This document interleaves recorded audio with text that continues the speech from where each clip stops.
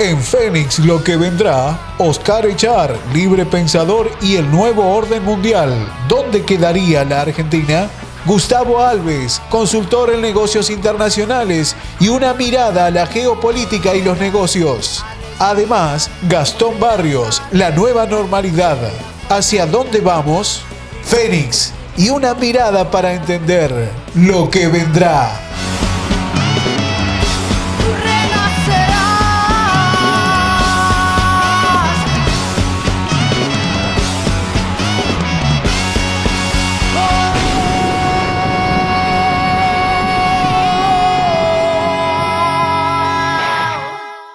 Fénix, una forma de comunicar donde los expositores de diferentes pensamientos ideológicos muestran su visión y vos sos quien tendrá la respuesta. Vamos a hacer un repaso de lo que fue nuestra presentación. Hablamos de que hay un nuevo ordenamiento mundial que ya estaba previsto, lo que pasa que la pandemia lo aceleró.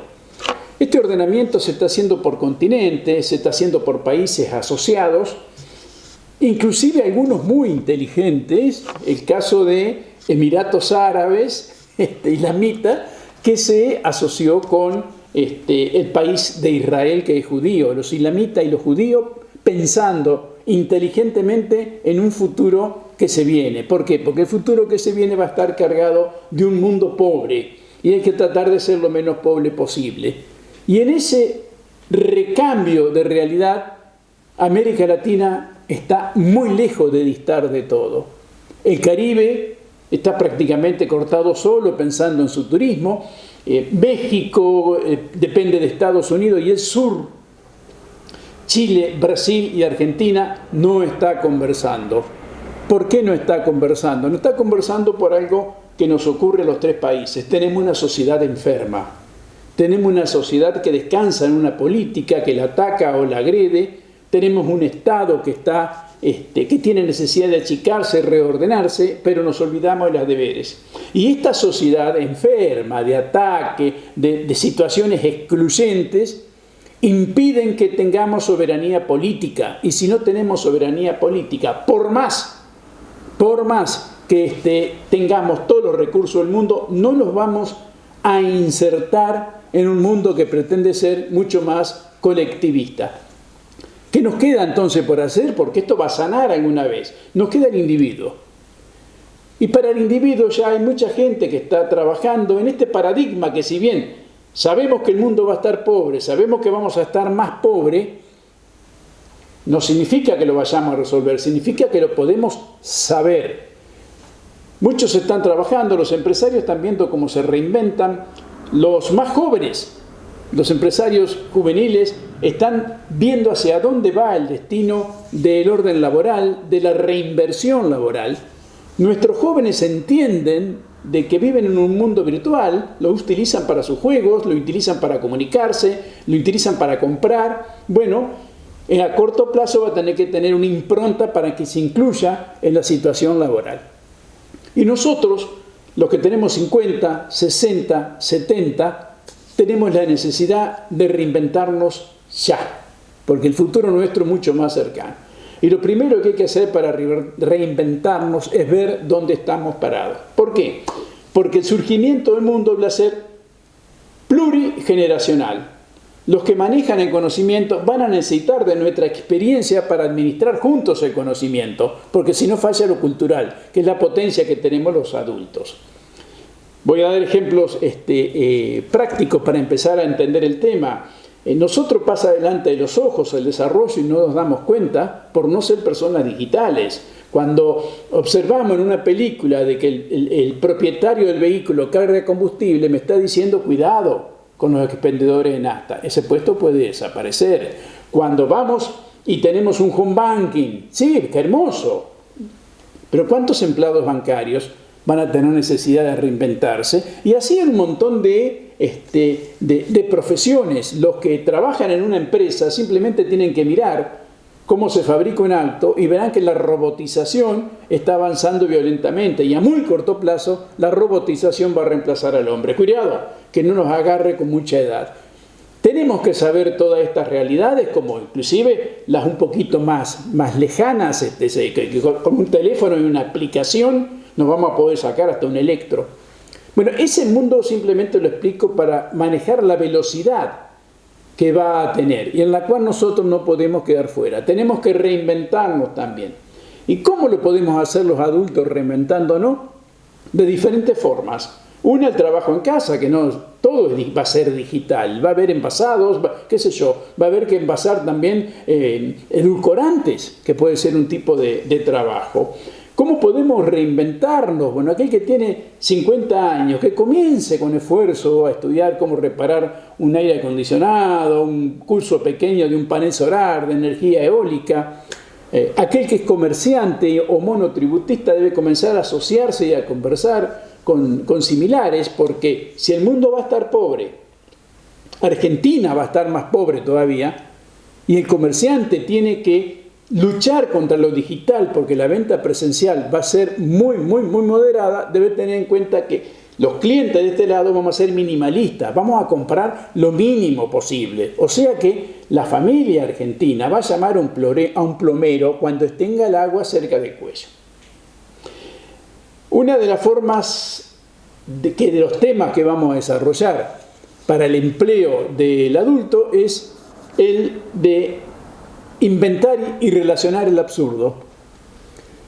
Parece cómico, ¿no? Pero voy a contar una anécdota de dónde aprendí a relacionar el absurdo y de la forma que lo subestimé. Una vez en Paraguay vi un señor sentado en un cajón que decía: promoción, se vende una lámpara a bajo consumo y un sándwich de queso. Yo, por supuesto, me reí, ¿viste? Ahora no me di cuenta del valor que le estaba dando o a la lámpara a bajo consumo o al sándwich de queso. Con el tiempo, YPF nos vendía combustible y una pelota de fútbol. Después nos vendía combustible y una lámpara LED. Y obvio que no fuimos a YPF a comprar una lámpara LED. Lo que sí YPF sabía la necesidad que tenía el que se paraba con un auto, porque las lámparas LED en ese momento venían en plena moda. Eso debemos comenzar a aprender los adultos. Vamos a conversar en el adelante de cómo manejar el absurdo, cómo asociar la oportunidad y cómo va a ser el empleo para los que somos personas más adultas, de 50, de 60 y de 70. Esto que parece apocalíptico no es apocalíptico, es simplemente saber por dónde va a pasar la oportunidad. Tratemos de llegar adelantados para que no nos tome por sorpresa y no nos hundamos. Vamos a salir.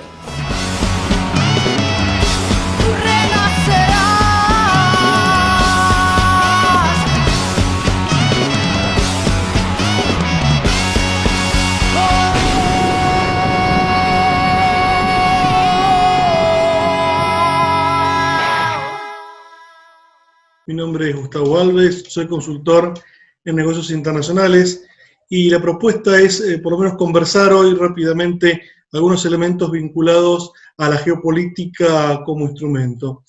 Cuando uno analiza lo que es la inserción en la Argentina desde el punto de vista de los negocios, escucha a muchos colegas y muchos referentes a nivel local que anteponen el escenario de la geopolítica internacional como un gran condicionante de la inserción argentina en el mundo. Sin embargo, la geopolítica tiene que ser para nosotros un instrumento que nos permita considerar ese escenario internacional y cómo nos vamos a insertar rápidamente en el mundo. Es por ello que en estos minutos que tengo para conversar, quisiera abordar más que nada los problemas que tiene la política exterior argentina, o por lo menos intentar periodizar cuáles han sido los distintos vaivenes de la política exterior argentina, para luego sí, con ese contexto, en otro momento, en otra salida, podré profundizar y proyectar en los próximos meses, próximos años, cuáles son las alternativas que tiene la Argentina en materia de negocios internacionales. Primer punto, cuando hablo de la geopolítica, yo soy de la idea que estamos hablando del regreso de la geopolítica, un regreso de la geopolítica potenciado por distintos hechos a nivel mundial, desde cuestiones propiamente de la política y también de la economía, que se han hecho, digamos, en un conjunto de situaciones que han disparado lo que llamamos, por lo general, un orden mundial. Ese orden mundial que reúne actores en distintas etapas, actores políticos, actores económicos y actores sociales, le dan un rumbo a este orden mundial, a esta estructura mundial, donde hay países que o ganan o pierden terreno en la participación mundial frente a varias cuestiones. En la que me va a interesar a mí particularmente es en el comercio, e intentar ver a Argentina cómo está parada en esa estructura comercial mundial. Si uno mira entonces cómo la Argentina se fue relacionando con el mundo y mira su política exterior, uno puede decir que en los últimos 20 años esta política exterior ha tenido algunos vaivenes, ¿no? Prácticamente esto obedece, o por lo menos mi opinión es que esto obedece a lo que es la falta de un proyecto de Estado nacional y por lo tanto, según las presidencias de turnos que uno tiene, esto genera orientaciones hacia un lado o hacia el otro de lo que es cómo Argentina se posiciona en este gran contexto mundial. Es así que uno puede hablar de un periodo que va del 2002 al 2003, apenas ahí salida nuestra gran crisis del 2001, con un gobierno que intenta reconstruir las alianzas a nivel regional, un periodo que va del 2003 al 2011, donde se intenta un relanzamiento del Mercosur, se buscan socios regionales complementarios como Bolivia, como Venezuela, Colombia, se hace más una mirada de carácter latinoamericana, y ya entre el 2011 y 2015 se empiezan a mirar mercados alternativos que no son de la región, sino que son de otra parte del continente, ¿sí? Sin embargo, cuando entramos entre el 2015 y el 2019, pareciera que esta política exterior argentina, en este orden mundial, en esta geopolítica de la que muchos hablan, parece volver a lo que fueron los 90, las relaciones con Europa y las relaciones sobre todo con Norteamérica. Esto que es un ida y vuelta en realidad a la Argentina no la ha favorecido en los negocios porque son avances y retrocesos, avances y retrocesos. Por eso critico sanamente a algunos colegas cuando hablan de esto de la geopolítica, porque en realidad lo que la geopolítica nos tiene que servir a nosotros es como instrumento para ver qué rol ocupa la Argentina en este escenario. Arrancamos el 2020, también con un cambio de gobierno, y donde cambia nuevamente esta política exterior. Una política exterior que ya se empezó a ver en las que fueron las preelecciones en la Argentina, antes ya de la asunción del actual presidente en la Argentina. Ya el 2019, la mitad transcurrió con un escenario muy distinto, y el 2020 ya con la consumición de lo que fue este asco, lo que fue esta situación de COVID-19 en todo el mundo, va a cambiar el eje. Como consecuencia de esto, lo que yo planteo en esta primera emisión es que esta geopolítica nos permita contextualizar el orden mundial. Comprender que Argentina, en un ranking de los 50 países exportadores a nivel mundial, está recién en un puesto 47, cuando sus socios comerciales, sobre todo el que era hasta hace poco su principal socio comercial Brasil, está en un puesto 24 o 26 en este ranking, lo que denota una gran caída en la participación del comercio exterior argentino sobre el total mundial. Mi propuesta es ir analizando qué rol ocupa la Argentina en este comercio y cuáles son las perspectivas que se abren a partir de este contexto mundial de crisis. Una crisis que, como otros pueden llegar a coincidir conmigo, más que ver cómo nos afecta y ver las debilidades, ver cómo podemos sacar provecho de esta situación para reposicionar un modelo de inserción donde el comercio se transforme en un verdadero motor de desarrollo. Ese va a ser un poco el desafío y la discusión, que no tiene de golpe mucha vinculación con algunos análisis tradicionales, sino que la idea es presentar en las próximas salidas un análisis un poco más disruptivos, que tengan como objetivo ver este comercio exterior y cómo podemos retomar oportunidades comerciales, ya sean mercados tradicionales como no tradicionales, teniendo en cuenta que este escenario de geopolítica va a ser cambiante y permanente. O sea, podemos analizar muy en el corto plazo las elecciones norteamericanas, pero nuestro análisis no puede limitarse a un corto plazo, sino que debiéramos presentar un plan de acción. Esta es un poco la propuesta de inaugurar aquí este espacio, empezar a conversar sobre las alternativas que tiene la Argentina para mejorar su inserción en el comercio mundial. Muchas gracias.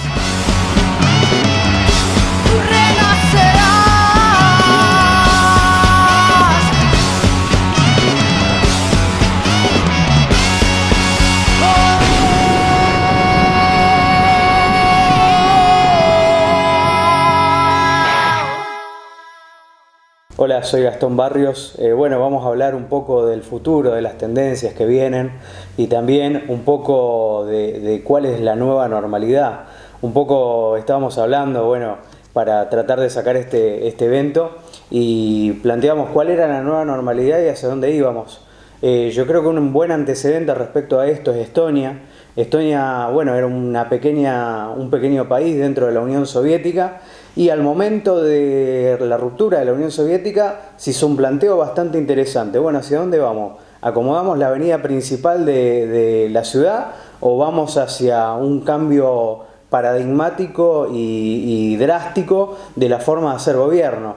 Justo da la casualidad que el primer gobierno integrado acá en la democracia de Estonia fue de alguna manera compuesta por científicos, actores, ingenieros, físicos, matemáticos, y que lo que dijeron, bueno, vamos a la digitalización absoluta del gobierno.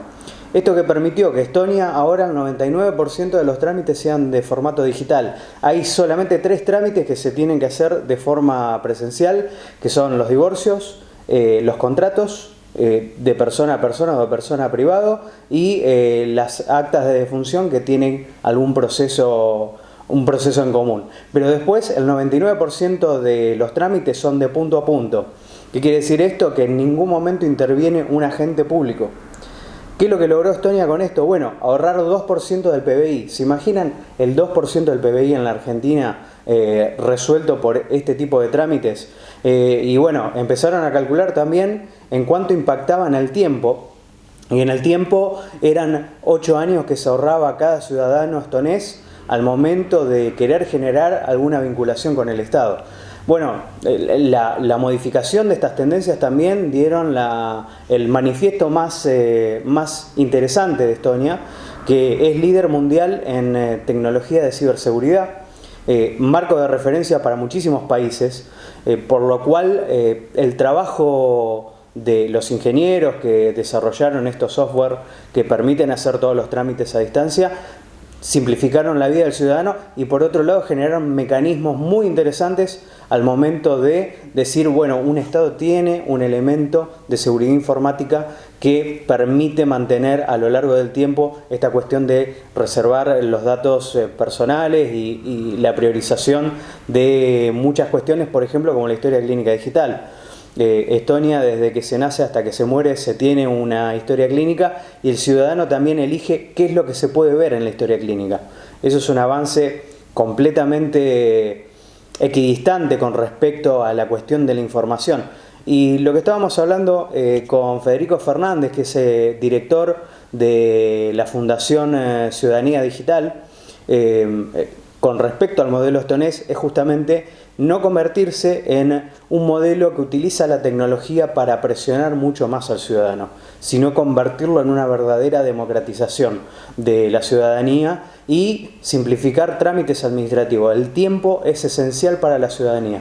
Entonces, en este planteo también se da de manifiesto los cambios que también van a venir de forma abrupta por esta cuestión de la pandemia, que quizás hagan una manifestación mucho más clara de que se tiene que acelerar un montón de procesos, tanto industriales como personales, para generar un cambio de paradigma total. Ahora se están empezando a ver tendencias de que justamente muchos trabajos que se hacían de forma presencial se hacen de forma remota. Esto cambia también el paradigma de cuando uno genera una pyme, cuánto necesita de infraestructura en realidad.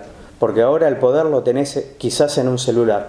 Qué sé yo, son cuestiones para empezar a analizarlas, empezar a pensarlas y por sobre todas las cosas, bueno, tener un elemento para ver de cara al futuro. Justamente esta cuestión de la pandemia lo que genera es la incertidumbre y nosotros somos animales de costumbre y la certidumbre era, bueno, ¿qué va a pasar pasado mañana? En este momento no la tenemos.